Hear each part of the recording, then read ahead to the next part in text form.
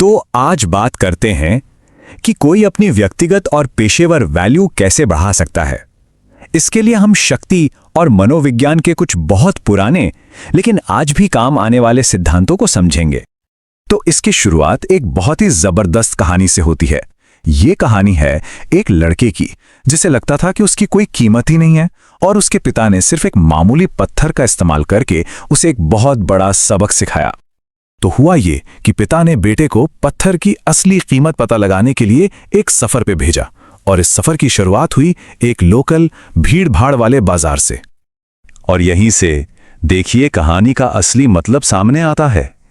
उस पत्थर की कीमत वो कहाँ है, इस बात पर पूरी तरह बदल गई। बाजार में सिर्फ 2 रुपए, सुनार के पास 2 लाख और म्यूजियम में पूरे 2 करोड़ रुपए। तो पॉइंट ये है, समझने वाली बात ये है कि पत्थर तो वही था, वो बिल्कुल नहीं बदला तो सिर्फ उसका माहौल, उसकी जगह। ठीक इसी तरह हमारी वैल्यू भी इस बात पर निर्भर करती है कि हम खुद को रखते कहाँ हैं। और यहीं से वो सबसे बड़ा सवाल उठता है, इस सबक को असल जिंदगी में कैसे उतारा जाए, कैसे अपनी वैल्यू को सही तरीके से एक स्ट्रैटेजी के साथ बढ़ाया जाए। तो चलिए सबसे पहले सेक्शन पर आते हैं और देखते हैं कि इसकी नींव क्या है। देखिए, सब कुछ अंदरूनी खेल से ही शुरू होता है। देखिए, इससे पहले कि कोई और किसी की वैल्यू करे, सबसे पहले खुद अपनी वैल्यू करना सीखना होता है। यह पहला और सबसे जरूरी कदम है। इसके बिना आगे बढ़ना नामुमकिन है। और इसी से जुड़ा है अगला पॉइंट, अपनी एक ऐसी इमेज बनाना कि लोग ईमानदारी के लिए जाने, जैसा उस क्रिकेटर की कहानी में हुआ जिस पर अंपायर ने आंख बंद करके भरोसा कर लिया। विश्वास एक ऐसी चीज है जो किसी की भी वैल्यू को कई गुना बढ़ा देती है। तो अब बात करते हैं बाहरी खेल की, मतलब उन स्ट्रैटेजीज की, उन कामों की जो दुनिया में करने होते हैं। अब ये जो कोट है ना, इसमें बहुत पावर है। 1983 में जब इंडियन क्रिकेट टीम का मजाक उड़ाया गया तो कप्तान ने बहस नहीं की। उन्होंने बस इतना कहा कि जवाब मैदान पर एक्शन से दिया जाएगा, और यही सबसे पावरफुल जवाब होता है। हमेशा अपनी बात को इस तरह से रखना चाहिए कि उसमें दूसरे का फायदा दिखे। लोग मदद करने और वैल्यू देने के लिए तब ज्यादा तैयार होते हैं जब उन्हें लगता है कि इसमें उनके लिए भी कुछ है।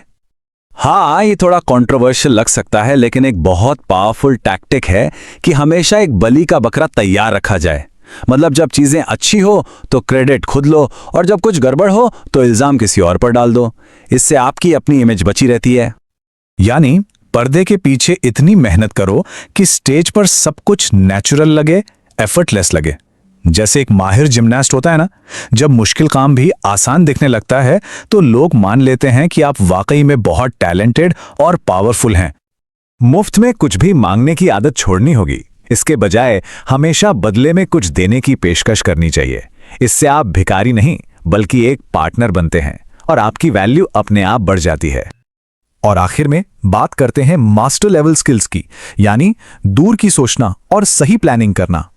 मतलब अभिमन्यु की तरह नहीं बनना है, जिसे चक्रव्यूह में घुसना तो आता था पर बाहर कैसे निकलना है ये नहीं पता था। एक अच्छी प्लानिंग का मतलब सिर्फ पहला कदम नहीं बल्कि आखिरी कदम तक की सोच रखना है। टाइमिंग की कला में माहिर होना सबसे जरूरी है। जैसा शिवाजी महाराज ने रात में किले पर हमला करके दिखाया। कई बार क्या करना है इससे ज्यादा जरूरी यह हो जाता है कि कब करना है। सही वक्त चुनना ही आधी जीत है।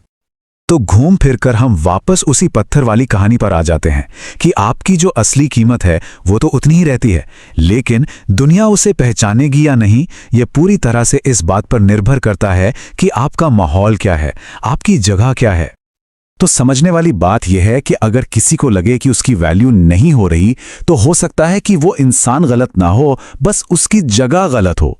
तो आखिर में बस एक ही सवाल पर सोचना है, वो कौन सी जगह है जो आपकी असली कीमत को पहचानेगी।